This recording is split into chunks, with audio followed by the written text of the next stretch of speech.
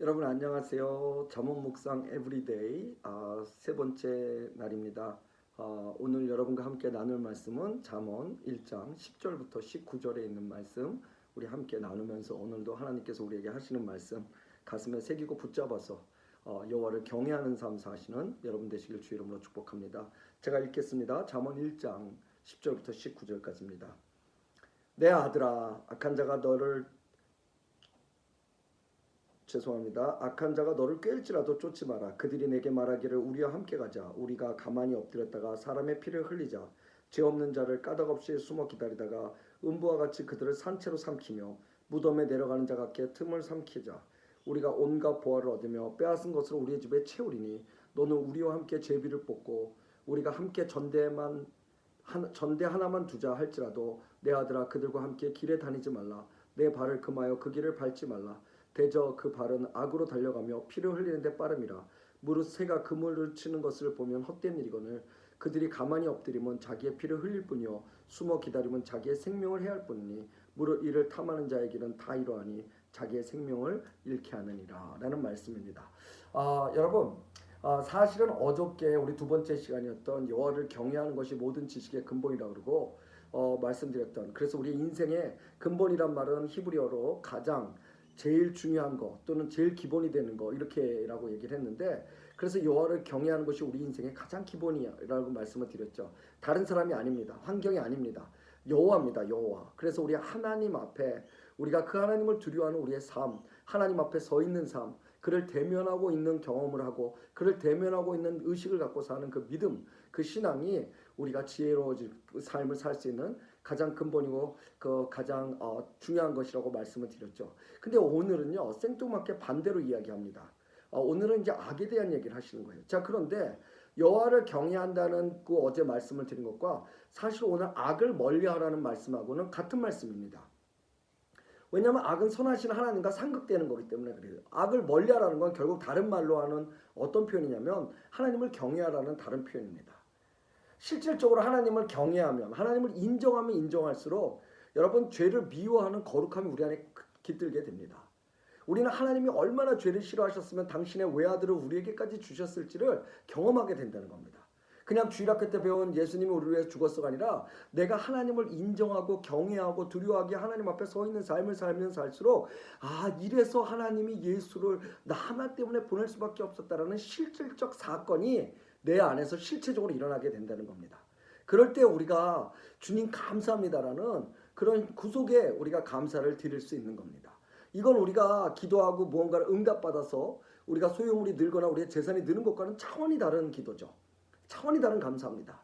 근데 기독교인들에게 있어서 감사는요, 다른 종교나 미신 믿는 사람들, 기복신앙 있는 사람들과 다른 것이, 우리는 제일 먼저 바로 하나님이 얼마나 죄를 싫어하셨으면 나 때문에 당신의 외아들을 우리에게 보내주셨냐, 그 문제를 우리가 먼저 깊이 감사할 수 있는 구속의 감사가 먼저 일어날 때, 그럴 때 우리가 타 종교와 구분되고 우리가 하나님을 아는 것이 우리에게 얼마나 중요하며, 그래서 하나님을 아는 우리가 죄로부터 멀리 사는 삶이 얼마나 중요한지 우리는 알고 경험하며, 그래서 참 그리스도인의 삶을 살 수 있습니다. 그런데 그렇게 오늘 본문의 말씀은 지혜로운 자는 자연스럽게 악인의 유혹과 게임에 빠져들지 않는다는 겁니다. 그 유혹과 악한 게임이 열매가 무엇인지 잘 알기 때문에, 난 지금 반대쪽에서 그걸 너무나 잘 보고 있기 때문에 내가 그 길에 들어서지도 않을 뿐만 아니라 그 길에 나한테 온다 할지라도 내가 돌아설 수 있는 거죠. 그런데 사실 제가 여러분에게 조금만 정직하게 얘기해보면, 우리 모든 결정을 할 때 사실은 하나님이 얼마나 이것을 기뻐하실까라는 것에 대해서 우리는 묻지 않습니다. 우리는 그저 우리가 살아온 대로 결정하는 경우가 굉장히 많습니다. 내가 이렇게 살았기 때문에, 내가 이렇게 들었기 때문에, 내가 이렇게 봤기 때문에. 그런데 내가 본 그 모습이 정말 믿음의 신앙의 선배들의 모습이었던 거라, 성경에 나온 것처럼 정말 하나님으로 인해 사는 사람들의 모습을 우린 많이 보지 못합니다. 그러다 보니까 우리가 그저 살면서 경험하고 우리의 문화와 세상의 가치관 속에서 경험한 것들을 그저 쉽게 우리가 경험할 때가 많죠. 그러다 보니까 결정의 동기가 나의 한이나 내가 못하고 자식들에게 물려주고 막 이러듯이 한 맺힌 거나, 아니면 나의 열등감, 이래서 내가 대접을 못 받았을까, 난 반드시 이걸 해야 돼라는 열등감, 또는 다른 사람의 눈에 비춰지는 내 모습, 그것이 내가 결정할 수 있는 동기가 되는 경우들이 너무나 허다하기 때문에 우리는 유혹과 악한 게임에 우리가 하나님을 안 믿기 때문이 아니라 여쭤보지 않고 더 긴밀하게 친밀하게 하나님과의 관계가 형성되어 있지 커넥티드가 되어 있지 못하기 때문에 우리가 그런 부분에 우리도 모르게 유혹이나 악한 게임에 빠질 때가 있다는 겁니다. 또 때로는요, 그간 익숙해져 버린 일이거나 내가 포기하지 못할 좋아하는 일, 나를 자극하는 일, 그래서 생각하지 못하고 그저 선택하는 경우도 있습니다. 그런데 오늘 그것을 뭐라고 얘기하냐면 지혜롭지 못하다고 말씀하시는 거예요. 하나님께 물으면 그분이 말씀을 통해서 뭐라고 말씀하시는지 잠언의 표현대로면 훈계 받음을 기뻐할 때 우리의 삶의 선과 악이 분별될 수 있는 그 훈련의 과정들이 형성이 되고 그것의 하루하루가 바로 하나님 앞에 축복받는 삶, 또 나아가서 단순히 안 믿는 하나님을 믿지 않는 다른 종교의 사람들이나 무신론자들이 갖고 있는 똑같은 감사가 아니라 그럼에도 불구하고 나를 구속하셨던 그 하나님의 깊은 사랑에 대한 감사, 그래서 우리가 누구와도 구별될 수밖에 없다는 걸 내 삶을 통해 내가 아는, 우리 바울이 얘기한 것처럼 내가 그리스도의 흔적을 가졌다라는 멋진 그리스도인의 삶을 살 수 있다는 겁니다. 그래서 여러분 오늘 말씀을 읽으면서 생각나는 말씀이 너무나 유명한 말씀인데 시편 1편 1절과 2절에 나오는 말씀이었어요. 복 있는 사람은 어떤 사람이냐면요, 악인의 꾀를 쫓지 않고요, 죄인의 길에 서지 않고요, 오만한 자리에 앉지 않는답니다. 대신에 뭐 하냐면 오직 여호와의 율법을 즐거워하고 그 율법을 주야로 묵상하는 자로다, 이렇게 말씀하고 계시거든요. 여호와의 말씀을 주야로 묵상하는 자들은 악인의 꾀나 죄인의 길, 오만한 자리로부터 자신을 지킬 수 있다는 거예요. 여러분, 악인, 죄인, 오만한 자 특징이 뭐죠? 곧 망할 자라는 거예요. 아니면 망한 거예요. 그 길이 정해져 있는 거예요. 죄인은 죄의 값을 치러야 되고요. 그렇죠? 악인은 그 악의 값 때문에 그 값을 치러야 되고요. 오만한 자는 결국 그 교만으로 인해서 그 값을 치르게 됐다는 거예요. 그래서 이 망할 자가 아니라 우리가 흥할 자, 축복을 받는 자, 복 있는 사람은 이라고 시작해서 그 사람은 어떤 사람이냐면 율법을 즐거워하고, 다른 잠언 아까 말씀드린 뭐죠? 이 훈계를 기뻐하고, 오늘 표현대로 하면 뭐죠? 하나님께 늘 여쭌으로써 그분이 말씀을 통해 지금 나를 어떻게 이끄시는지를 내가 확인하고, 그래서 나의 작은 결정조차도 하나님 안에서 내가 이루어지는 것들에 대한 자유함과 그 능력을 가질 때 우리가 그 어떤 환경이나 어떤 사람의 시선으로부터도 자유해질 수 있다는 겁니다. 그래서 여러분 그 망할 자들의 특징을요, 11절부터 14절까지 보니까 남을 해해서라도 자기의 것을 채우려는 모습들이 나와요. 세상의 잘못된 가치관들, 세상에도 윤리가 있으니까 다 그런 건 아니지만 잘못된 가치관들 속에서 우리를 결정케 하는 일들, 이건 이렇게 결정하게 하는 많은 가치관들이 사실 거기서부터 오지 않았어요? 그러나 하나님의 말씀을 묵상하는 사람은 그런 세상 속에서도 악인들이 성공이나 부를 위해서 11절에 피를 흘리자, 12절에 통으로 삼켜버리자, 그 다음 14절에 전대 하나만 남겨두자 라는 이런 악과 유혹들로부터 자신을 지킬 뿐만 아니라 하나님을 인정하는 삶을 살게 된다는 겁니다. 이 말씀을 준비하면서 묵상하면서 또 하나 들었던 건 뭐냐면, 사실 지금의 시대는요, 선의 길보다 악의 길을 쫓는데 훨씬 더 빠르고 열심히 시대인 것 같다는 거예요. 테크놀로지가 발달할수록 사람들은 편리해지는데 윤리는 점점 망가지고요. 그리고 정말로 중요했던 가치들은 점점 사라지면서 새로운 가치다, 개혁이라 이렇게 말하지만 사실은 편리에 의한 가치고 더 어려워진 가치지, 그렇죠? 돈 있는 사람들이 이 땅을 이끌어가는데 맞춰진 가치지, 원래 인간 자체의 존귀함과 인간 자체가 상품화되지 않고 인간으로서의 그런 어떤 성스러움, 하나님께서 주신 디바인 빙이라는 우리 안에 하나님의 성스러움, 형상을 심어주셨던 것들에 대한 그 성스러움이 얼마나 많이 사라졌는지 모릅니다. 그래서 오히려 사람들은요, 우리 어린아이들로부터 어른들까지 지금 사회 시스템 속에서 더 쉽게 악의 꾀임에 빠지는지 모릅니다. 그러나 성경은요, 단연코 그런 일들을 어리석고 미련한 자라고 말합니다. 지금의 시대의 선과 악에 대한 이해가 성경과 많이 다르고, 왜요? 선과 악을 구별하는 지혜와 삶의 실천이 없기 때문에, 그것을 노력하지 않고 배우지도 않기 때문에 악에 대한 인식이 엄청 무너졌어요. 그리고 선에 대한 인식은요, 마땅한 인간의 도리인데도 지금은 대단한 뭔가로 평가가 되는 거예요. 그쵸? 예전 같으면 교회가 가난한 사람들 도와주면서 한 번도 자랑한 적 없어요. 근데 지금 선교가 자랑이 돼버린 시대잖아요. 예전 같은 거면 누구 넘어져 있거나 이런 사람들 업고 뛰어서 병원에 데려다주고 이런 것들은 그냥 자기들끼리만 아는 얘기였어요. 근데 지금 신문에 나서 마치 대단한 것처럼 드러나잖아요. 그만큼 선이라는 것이 인간의 마땅한 도리인데도 불구하고 엄청난 업적이 되어버린 이 시대, 악은 어떻게 됐어요? 정말 극악하고 무도한 일들이 끊임없이 모든 세대에 걸쳐서 일어나는 이 시대, 그건 아마도 우리에게 정말로 가르치고 이것을 훈련받을 수 있는 또 내 삶에 실천할 수 있는 것들을 아무도 이해하지 않고 있기 때문이 아닌가 생각합니다. 예전에 어른들이 흔한 말을 하신 거 있어요. 저희 때만 해도 청소년들이 담배 피면 동네 어른들이 누구든 가서 혼내셨거든요. 그럼 아이들은 아무리 어른들이 그러는 게 싫어도 담배를 끄고 들었었어요. 근데 지금은 큰일 나죠. 그랬더니 진짜 큰일 납니다. 예? 그리고 나이 몇 세 이하는 어른들을 때려도 법적으로 구속도 당하지 않는 시대잖아요. 아무도 가르치려고 하지 않고 아무도 들으려고 하지 않아요.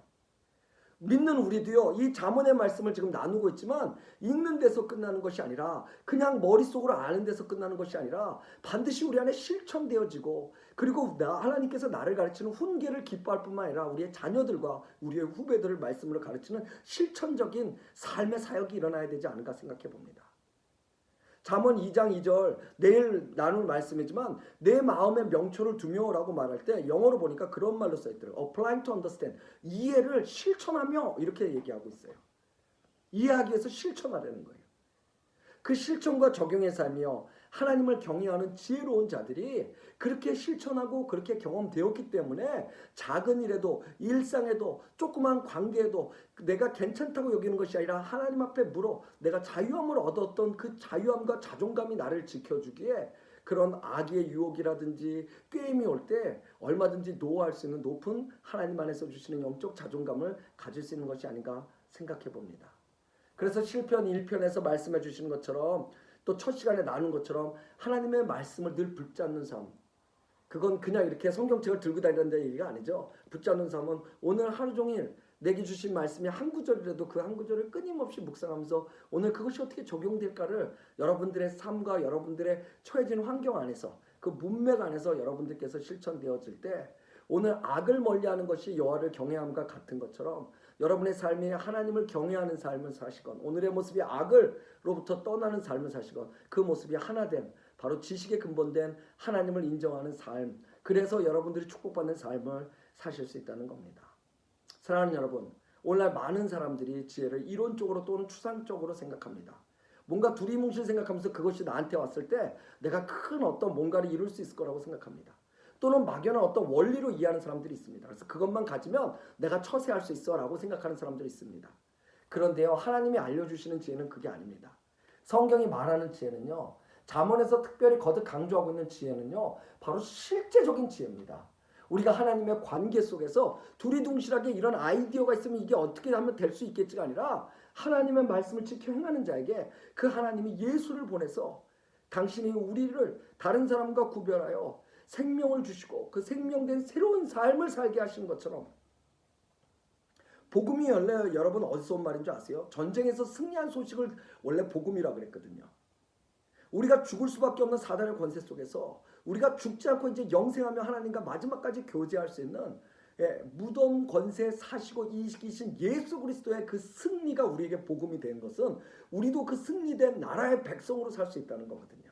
그래서 굉장히 실제적인 거예요.